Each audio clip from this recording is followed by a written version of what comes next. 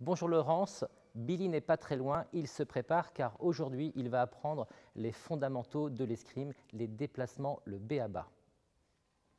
Alors, où est Billy? Eh oui, je suis là. Donc on est parti les garçons, là on y va, on est en plein dans le vif du sujet, j'ai la bonne position, on y va les garçons, je vous suis. Alors dans un premier temps des petits déplacements d'escrime vers l'avant. Alors voilà Billy, tu suis, tu commences toujours avec ton pied avant pour aller vers l'avant. Ok. Les déplacements arrière, en commençant avec le pied arrière pour se déplacer, car il ne faut jamais croiser les pieds Billy. Hein. Ouais, bah, il faut être synchro là, parce que le pied arrière d'abord, c'est un peu compliqué cette histoire. Et on repart vers l'avant, c'est parti vers l'avant, des tout petits déplacements. Ah, tout petit.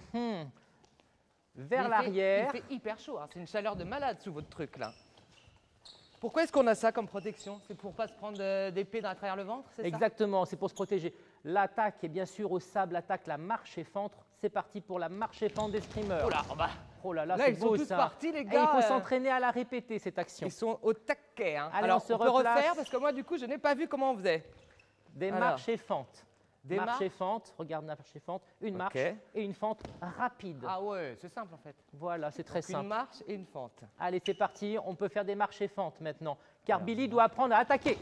Ouais, c'est magnifique ça, il faut attaquer. C'est pas mal, hein? Marche et fente. Voilà, et on va le plus loin possible dans la fente. Ok. Fendez-vous tous, Billy. Voilà, quelle belle attaque, Billy.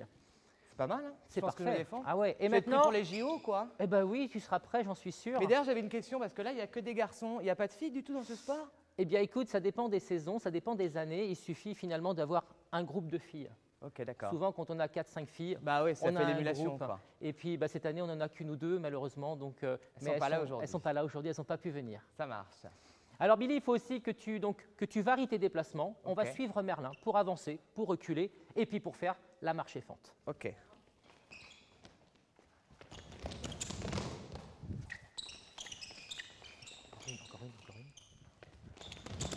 Alors, Billy, tu sais qu'à l'escrime, il faut savoir attaquer. Et là, tu as prouvé que tu étais un bon attaquant. Tout à fait. Mais malheureusement, marche et fente très très bien. Exact. Mais ça ne suffit pas. Hein. Il ne faut pas qu'attaquer, il faut aussi se défendre. Et pour cela, il faut faire des parades ripostes. La parade, c'est pour se défendre.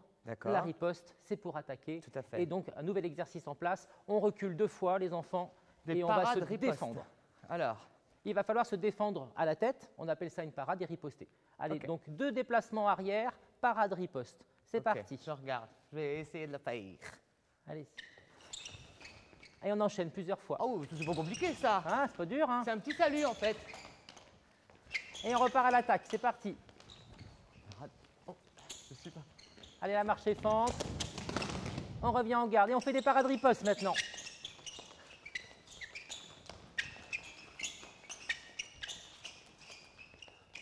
Bon, et ben moi je fais des parades. On y va les garçons, on continue. Je fais des parades riposte, des au revoir, des bonjours. Je suis un petit peu perdu, mais tout à l'heure on va avoir un match et là je vais leur montrer à tous ces petits garçons là que l'épée c'est mon truc. Allez, à tout à l'heure les filles. Parade riposte.